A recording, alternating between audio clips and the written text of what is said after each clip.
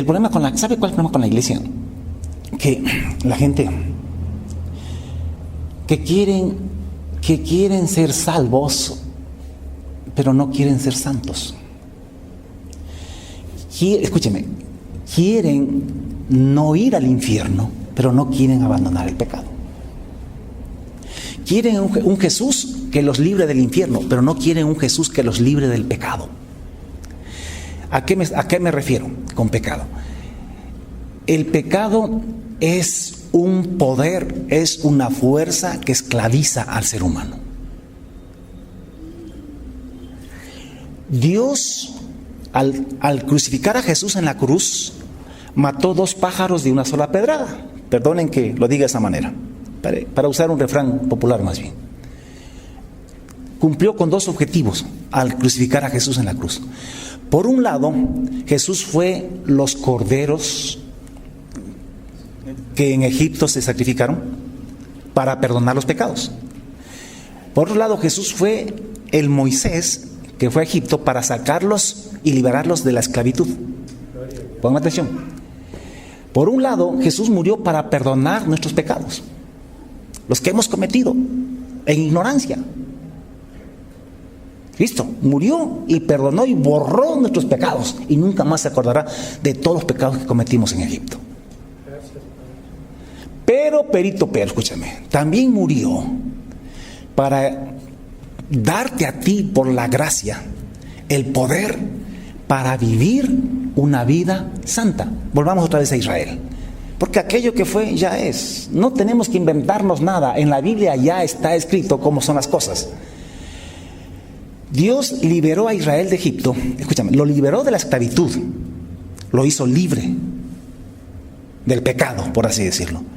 Y además lo perdonó a Israel, todos los pecados que había cometido con los corderos.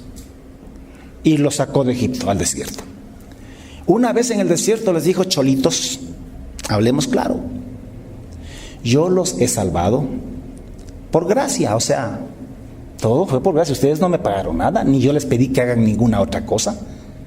Yo los salvé y los perdoné por gracia. Pero ahora que ya son libres, que ya Satanás no los domina ni los gobierna, ahora que ya no son esclavos de Egipto, ahora que ustedes tienen libertad y tienen poder de decisión, ahora les propongo un pacto, un trato.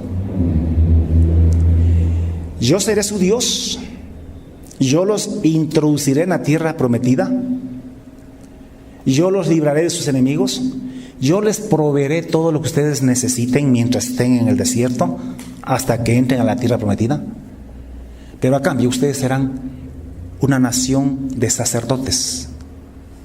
Un sacerdote es uno que media entre el pueblo y Dios, que sirve a Dios. Me serán gente santa. ¿Y a qué me refiero con gente santa? Gente que cumpla estos 10 mandamientos. Estos 10 mandamientos ustedes me tienen que cumplir.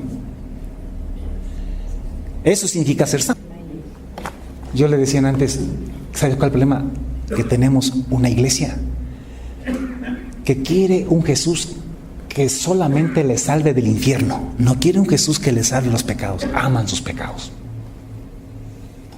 Quieren seguir cometiendo el pecado y sin o sea, que si yo creo en Jesús, Cristo me salva y al infierno, pero que yo puedo y tengo la libertad de seguir pecando como antes. Eso es un insulto a la gracia, eso es pisotear la gracia de Dios. Dice Romanos 6, lo dice Pablo, sabiendo esto que nuestro viejo, dice, ¿pecaremos porque no estamos bajo la ley sino bajo la gracia? O sea, como dicen, ¿no? Que somos salvos por gracia, entonces que ya no es lo que hagamos o dejemos de hacer, que nadie es perfecto. ¿Pecaremos porque ya no estamos bajo la ley sino bajo la gracia? ¿Cuántas maneras? De ninguna. No se engañe, eso no es así. De ninguna manera. Porque cuando usted, escúcheme, cuando usted creyó en Jesucristo, Cuando usted se bautizó, usted pasó el Mar Rojo. Usted murió para Egipto, murió para el pecado. ¿Cómo pecaremos si hemos muerto al pecado?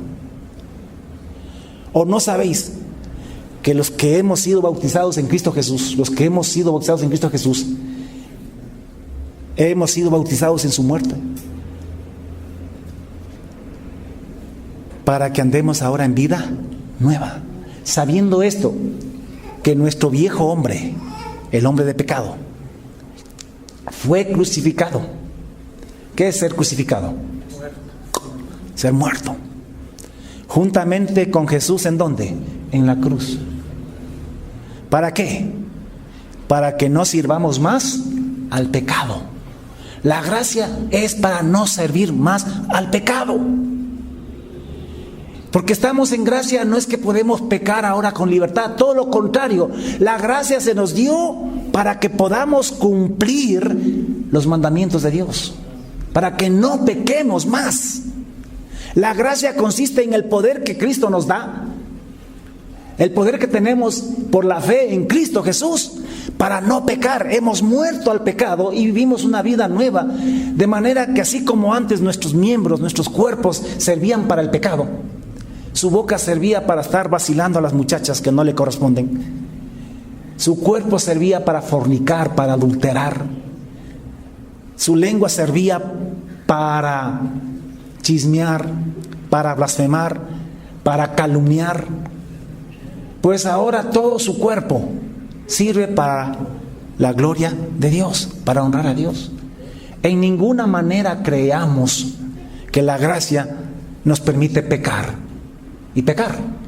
Como repito, algunos quieren un Jesús que los libre del infierno, porque lo que le tienen miedo es al infierno, pero no le tienen miedo al pecado.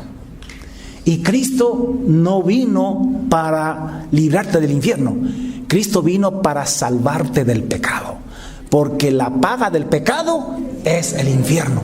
Si Él te salva del pecado, te salvó del infierno. El problema es que la gente no quiere ir al infierno. Es como el ladrón que no quiere ir a la cárcel, pero quiere seguir robando. Entonces se hace evangélico. Se hace evangélico y en la iglesia le dicen que ahora, como ya recibió a Jesús en su corazón, ya es salvo por gracia y que ya no importa lo que haga porque ya no va a la cárcel. Entonces, qué chévere esta religión. Aquí yo puedo seguir robando y ya no voy a la cárcel. Perdónenme, pero algo así es como lo que la gente cree en las iglesias. Piensan que Cristo murió para librarnos del infierno, pero no quieren a un Jesús que los libre de la práctica del pecado. Lea Romanos 6 otra vez. Y ahí dice clarito: ¿seguiremos pecando porque no estamos bajo la ley, sino bajo la gracia? Porque eso es lo que la iglesia predica hoy en día, que porque eres salvo por gracia, ya puedes. Por eso que tenemos gente en la iglesia, algunos son hasta líderes, que ni siquiera se casan o están con una mujer que no les pertenece. Hay gente en el directorio, en el pastorado, en el liderazgo, que tiene empresas, tiene trabajadores y no les paga lo que la ley dice que hay que pagarles, les roba, les estafan. Y claro, vienen y diezman en la iglesia, y en la iglesia, claro, al que más diezma, al que más dice que apoya, le damos preferencias, les damos puestos de honor. Los nombramos presidentes de la junta de la iglesia.